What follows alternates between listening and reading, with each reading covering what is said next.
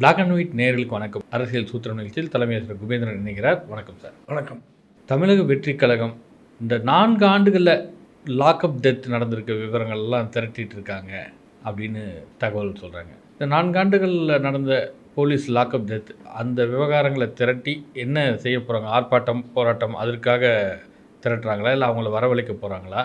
என்ன திட்டம் வச்சுருக்கிறாங்க? திருபுவனம் அந்த காவல் நிலைய லாக்அப் டெத் இறந்து போன அஜித்குமார் விவகாரத்திற்கு வரும் 13ஆம் தேதி ஒரு பெரிய ஆர்ப்பாட்டம் நடத்த தமிழக வெற்றி கழகம் திட்டமிட்டிருக்கிறது.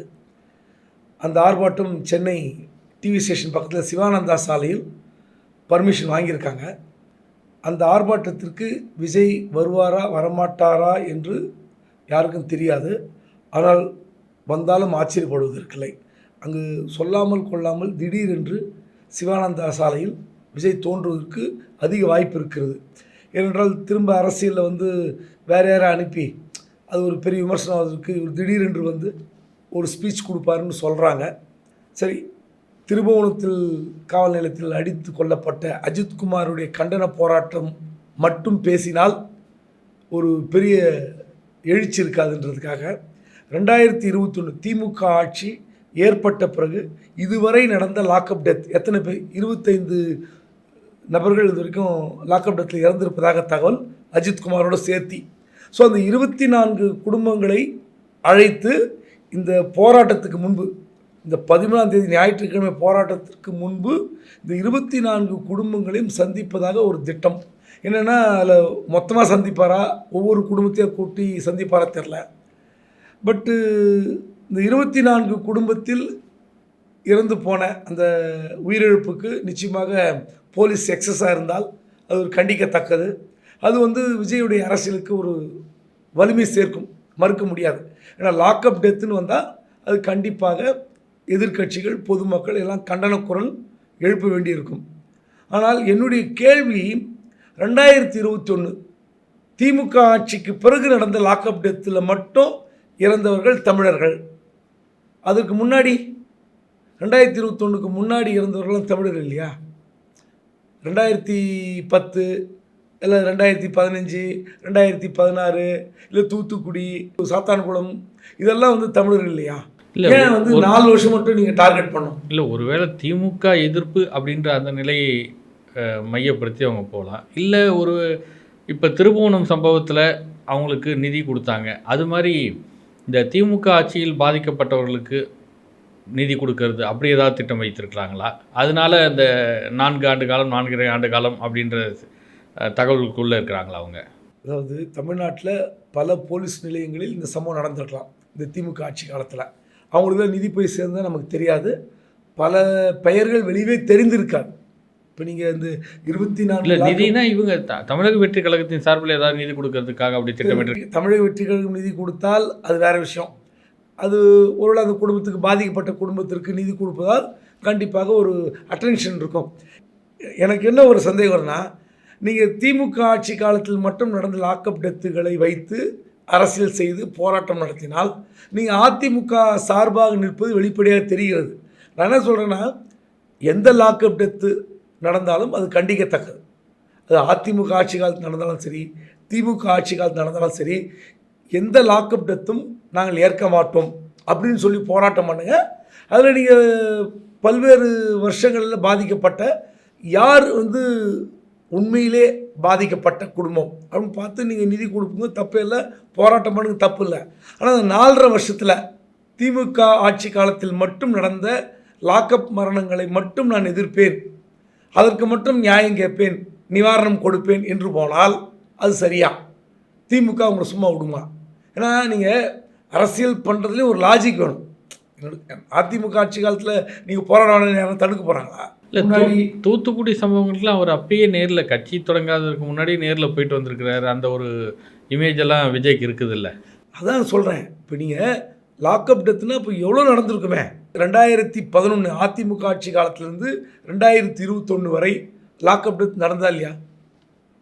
நடக்கவே இல்லையா? அப்போ அவங்க அந்த குடும்பமெல்லாம் உங்களுக்கு என்ன நினைப்பாங்க?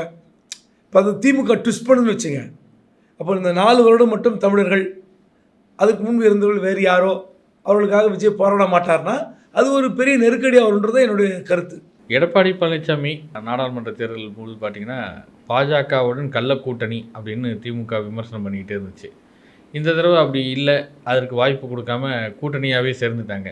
ஆனால் பாஜகவின் ஒரிஜினல் வாய்ஸை இப்போ எடப்பாடி பேசுகிறாருன்னு தேர்தல் இன்னும் அந்த பரபரப்பு தொடங்குவதற்கு உள்ளேயே முதலமைச்சர் வேறு ஒரு வார்த்தையை காயின் பண்ணுறாரா? அதாவது கள்ள கூட்டணி போய் இப்போ வந்து ஒரிஜினல் வாய்ஸ் அப்படின்ற ஒரு காயின் வேர்டை கொண்டு வராரா?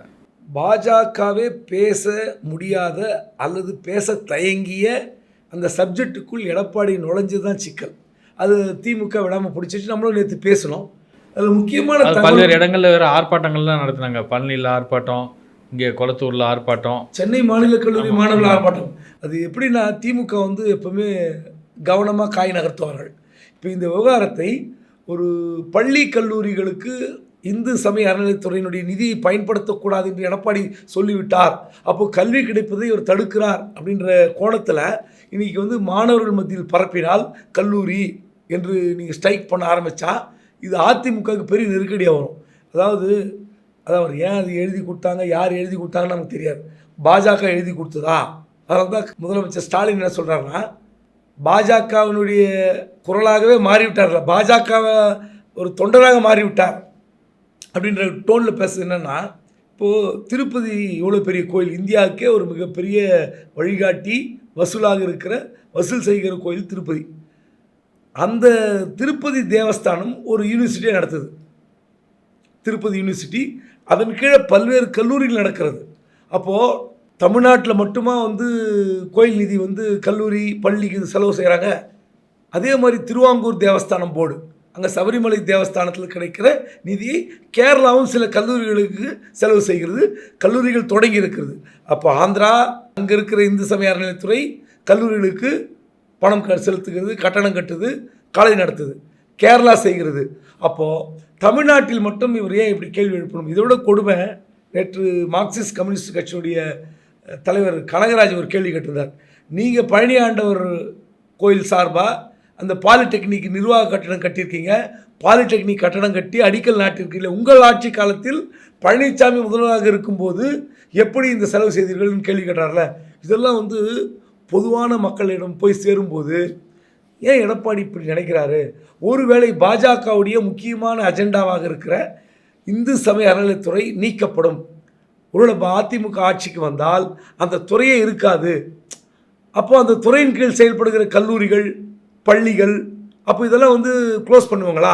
இந்த மாதிரி விமர்சனம், இந்த மாதிரி ஒரு திமுக கையில் எடுத்தால் அது அதிமுகவுக்கு சிக்கல். அதனால தான் வந்து இந்த விவகாரத்தை வந்து அதிமுக எப்படி கையாள போகுது. உடனே இப்போ ஒன்றும் இல்லை, நாங்கள் அதெல்லாம் கேட்கலங்க, ஆனால் கல்வித்துறையில் என்னெல்லாம் ஊழல்னு சொல்லி மழுப்பலாம் அல்லது திசை திருப்பலாம். அது கூட இன்னும் எடப்பாடி இன்றைக்கி 2ஆம் கட்ட பிரச்சாரம் செய்ய போகிறார், செய்வாரா தெரியல. ஓவர் நக்கல் எங்க முதலமைச்சர் ஸ்டாலின் எடப்பாடி பார்த்து செய்ய ஆரம்பிச்சிட்டாரு. இது தொடரும். உதயநிதி விமர்சனம் வைத்த மாதிரி அதுக்கடுத்து தொடர்ந்து முதலமைச்சர் விமர்சனம் பண்ண மாதிரி அந்த தவழ்ந்து போகிறது அப்படின்னு சொல்கிறது வந்து கீழடி விவகாரம் தொடங்கி அதுலேயும் விமர்சனம் வந்து அந்த விமர்சனம் அப்படியே தொடருது இப்போ மீண்டும். அதாவது திமுக சொன்னேன் இறங்கி செய்வாங்க. ஏன்னா சான்ஸ் கிடைக்கணும்ல.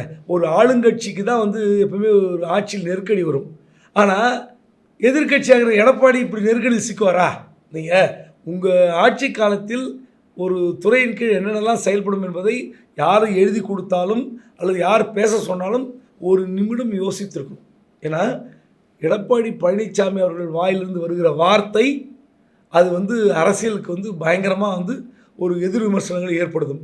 அப்போது இது வேலுமணி சொல்லியிருந்தாலோ இல்லை தங்கமணி சொல்லியிருந்தாலோ இல்லை முனிசாமி சொல்லியிருந்தாலோ இவர் மறுத்து பேசலாம். இவரே பேசின பிறகு யார் மறுத்து பேசுறது? சதி செயல்.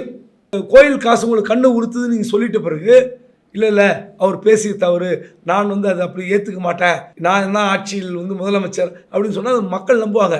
நீங்களே சொன்ன பிறகு அதுக்கு எதிர்கருத்தே வராத, நீங்கள் அதை அடக்கவே முடியாத, சிக்கிட்டார். வைகோ இயக்கத்தின் போர்வால் அப்படின்லாம் கலைஞரால் பாராட்டப்பட்டவர்.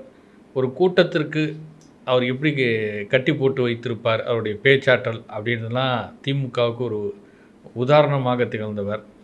திருச்சி மாநாடு நடக்கும் சமயத்தில் வைகோ இல்லாதது இந்த கூட்டத்தில் தெரிந்தது அப்படின்ற அளவுக்குலாம் பத்திரிகைகள்லாம் அன்றைக்கி எழுதுச்சு. ஏன்னா கூட்டத்தில் யாரும் உட்காராமல் கலைந்து சென்றார்கள் அப்படின்றதுக்காக.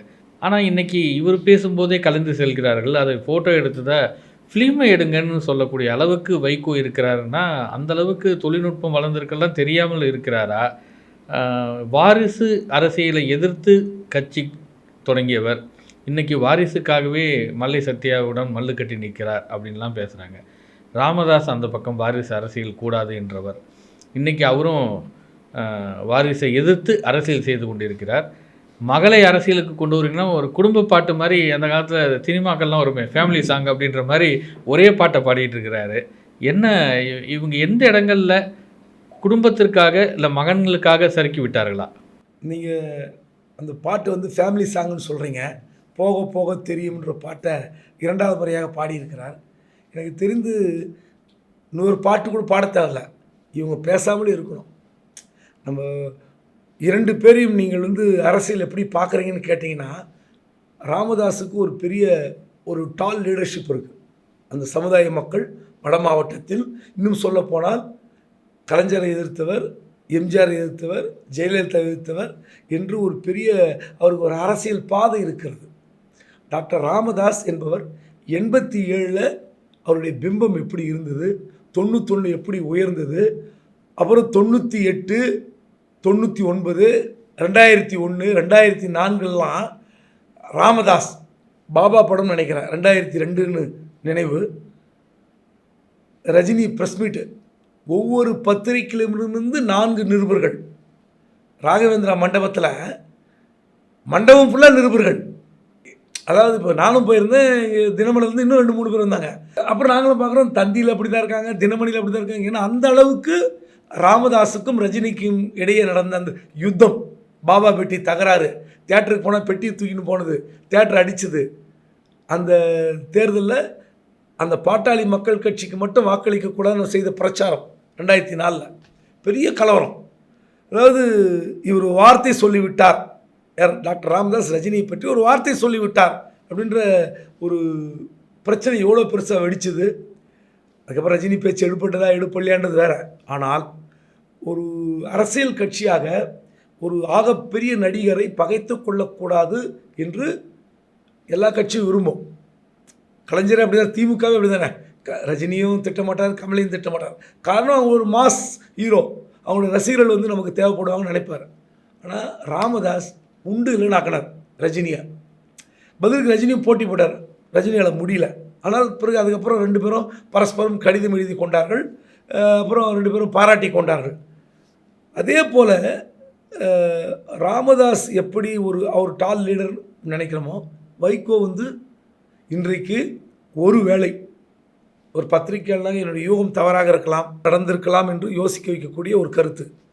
உண்மையிலே வைகோ அந்த 89ல் கலைஞருக்கு தெரியாமல் இலங்கைக்கு கள்ளத்தோணியில் போன விவகாரம், இதெல்லாம் பார்த்திங்கன்னா வைகோவுக்கு ஒரு நெருக்கடி ஏற்படுத்தியது. வைகோ வந்து மத்தியில் இருக்கிற காங்கிரஸ் கட்சியை பிளவுபடுத்த வேண்டும் என்று வைகோ பயன்படுத்தி கொண்டது காங்கிரஸ்.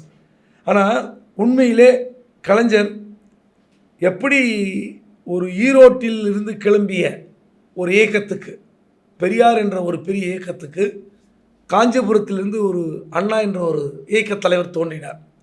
அதன் பிறகு காஞ்சிபுரத்திற்கு அடுத்து ஒரு தலைவர் திருவாரூரிலிருந்து கிடைத்தார். இப்படி திருவாரூருக்கு அடுத்தபடியாக ஒரு தலைவர் அந்த குடும்பத்தில் இல்லாமல், ஸ்டாலினாக இல்லாமல், உதயநிதியாக இல்லாமல் கலிங்கப்பட்டியிலிருந்து ஒரு தலைவர் கிடைத்திருந்தால் திமுகவுடைய வீரியம், திமுக என்ற இயக்கத்தினுடைய செயல்பாடு எப்படி போயிருக்கும் என்று யாராலும் கணித்திருக்க முடியாது. இன்றைக்கி பாஜக நிலைமை இன்னும் மோசமாக இருக்கும். ஆனால் காலக்கொடுமை, கலைஞரால் வெளியேற்றப்படுகிறார், அதுக்கான சூழல்கள் திமுகவில் உருவாக்கப்படுகிறது. நெல்லை மாநாடுன்னு நினைக்கிறேன், அவருக்கு எதிராக அவர் கட்சிக்கு போனார்ல பொன் முத்துராமலிங்கம், அவரை வச்சே கேம் ஆடினார் கலைஞர். அதெல்லாம் வரலாறு தெரிஞ்சவங்களுக்கு தெரியும். பெரிய கலவரம் வெடிக்கிறது, மதிமுக உருவாகிறது. மதிமுக உருவான நியூஸை நான் கவரேஜ் பண்ணுறேன். 13 மணி நேரம் ராதாகிருஷ்ணன் சால் நின்று கொண்டே கவரேஜ் பண்ணுறேன். அந்த ஊர்வலம் பிறகு வந்து மெரினா பீச்சில் மீட்டிங், விடிய விடிய மீட்டிங். அதே மாதிரி இன்னொரு கூட்டம் ராயபுரம், எங்கள் திமுகவில் அண்ணா தொடங்கி அதே இடத்துல மீட்டிங் போட்டார். அந்த ராயபுரம் சுழல்மத்திலிருந்து பாரிஸ் வரைக்கும் நடந்து வந்து 5:15 மணிக்கு அதுக்கப்புறம் தான் பஸ் பிடிச்சோம். அந்த அளவுக்கு வைகோ வந்து தமிழ்நாட்டில் ஒரு பரபரப்பு தலைவர். அதன் பிறகு நடந்த கதை உலகத்துக்கே தெரியும். ஆனால் எதற்காக அந்த கட்சி தொடங்கினார்? ஸ்டாலினுக்காக என்னை வெளியேற்றினார். அந்த கட்சியில் என் மீது மிகுந்த ஒரு பெரிய கொலைப்பழியை சுமத்தினார். வாரிசு தலைவராக வேண்டும் என்பதற்காகவே என் மீது கொலைப்பழியை சுமத்தினார் என்று வைகோ கிளம்பினார். ஆனால் வைகோ பின்னாடி போன கூட்டம் இருக்கே, சாதாரண கூட்டம் அல்ல. 11 மாவட்ட செயலாளர்கள், அதாவது சாதாரண மாவட்ட செயலாளரில் காலம் காலமாக திமுகவில் கோலோச்சியவர்கள். அப்படிப்பட்ட வைகோ, வாரிசு அரசியல் எதிர்த்து கட்சி தொடங்கிய வைகோ அந்த வாரிசால் இன்னைக்கு வதைப்படுகிறார். யார்கிட்ட? மல்லை சத்யா என்ற ஒரு இளம் தலைவர்கிட்ட, இளம் ஒரு நிர்வாகிகிட்ட அவர் துரோகின்றார். அது பதில் தரார். என்னை துரை வைகோக்காக என்ன துரோகின்னு சொல்கிறாரு. நான் வைகோவை 3 முறை காப்பாற்றியவன் அப்படிங்கிறார். அந்த வரலாறு என்னன்னு தெரியல, அது அவர் சொன்னதான் தெரியும். எந்த கட்டத்தில் வைகோவின் உயிரை அவர் காப்பாற்றினார்? யாராவது அட்டாக் பண்ணும்போது காப்பாற்றினாரா, அல்லது போகும்போது பஸ்ஸில் நெஞ்சு வலி ஹாஸ்பிட்டல் கொண்டு போய் சேர்த்து காப்பாற்றினாரா? நமக்கு தெரியாது. இப்படிப்பட்ட இந்த வாரிசுகளால் இன்று வதைப்படுகிற தலைவர்கள் 2 பேர். ஒன்று வைகோ, இன்னொன்று ராமதாஸ். 2 பேரும் அவர் ராமதாஸ் செய்த சத்தியம் எல்லாருக்குமே தெரியும். நானோ என் குடும்பத்தினாரோ சட்டமன்றத்திலோ நாடாளுமன்றத்திலோ கால் வைக்க மாட்டோம், அப்படி வைத்தால் முச்சந்தில் நிற்க வைத்து சவுக்கால் அடிங்கினார். ஆனால் அவங்க பையனை தலைவராகணும் தப்புன்னு பேசிட்டு இருக்காரு.